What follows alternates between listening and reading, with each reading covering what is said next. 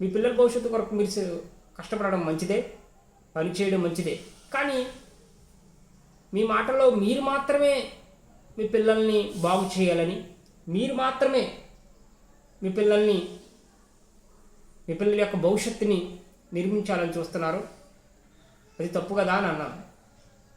అదేంటి బ్రదర్ అంటే, అవును, దేవునితో పాటు దేవునికి ప్రార్థిస్తూ మీ పిల్లల భవిష్యత్తు కొరకు దేవునికి ప్రార్థించకుండా, లేదా నా దేవుడు నా పిల్లల్ని ఆశీర్వదిస్తాడు, ఎవరు లేకపోయినా పర్వాలేదు, నా పిల్లలకు నా దేవుడు ఉన్నాడు అనే విశ్వాసం లేకుండా మీ పిల్లల కొరకు మీరు మాత్రమే కష్టపడి, మీరు మాత్రమే మరి ఏదో చేసి మీ పిల్లల్ని బాగు చేయాలని చూస్తే కనుక అది తప్పు కదా సిస్టర్ అని అన్నాను. అవునండి, మనం మన పిల్లల్ని మనం మాత్రమే పనిచేసి, మనము చదివించే చదువుల ద్వారానే, లేదా మనమిచ్చే డబ్బు ద్వారానే, మనమిచ్చే పొలం ద్వారానే మన పిల్లల్ని సంతోషంగా ఉండేలా చేయాలని అనుకుంటే అది ఖచ్చితంగా తప్పు.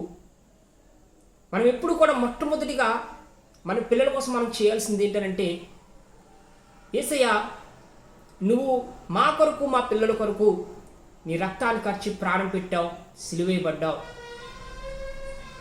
ఎంతగానో మాకంటే ఎక్కువగా మా పిల్లల్ని, మా కుటుంబాన్ని నువ్వు ప్రేమిస్తున్నావు దేవా. నీకంటే శ్రమ పడేవారు ఎవరు లేరు. కాబట్టి నీ చిత్తాన్ని నా పిల్లల జీవితంలో నెరవేర్చు. నీ సిలువలో కార్చిన రక్తం ద్వారా వచ్చినటువంటి ఆశీర్వాదాన్ని మా పిల్లల జీవితంలో నువ్వు చూపించు ప్రభువా. మా పిల్లల్ని అభివృద్ధి చేయలేవా, ఆత్మలో అభివృద్ధి చేయండి, పరిశుద్ధాత్మతో అభిషేకించండి, మీ యొక్క మర్మములు తెలియజేయండి ప్రభువా అని చెప్పి మనం ప్రార్థించాలి.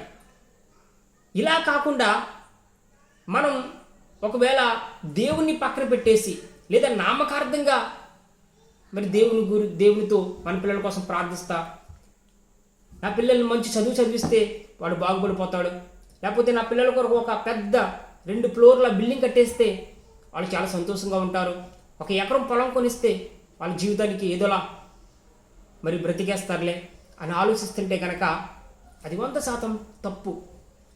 మొట్టమొదటిగా మనం ఆలోచించాల్సింది, ఎవరున్నా లేకపోయినా, నా పిల్లలకి నాకు డబ్బున్నా లేకపోయినా, మా పిల్లలకి అందమున్నా లేకపోయినా, మా పిల్లలకి చదువున్నా లేకపోయినా, ఏమున్నా లేకపోయినా కానీ నా యేసు క్రీస్తు వారు ఉన్నాడు. అతిగా నాకంటే ప్రేమించేటువంటి నా యేసు క్రీస్తు వారు ఉన్నాడని మనం విశ్వసించాలి, మనం ప్రార్థించాలి, ఆ మాటలు పలుకుతూ ఉండాలి మన పిల్లలపై.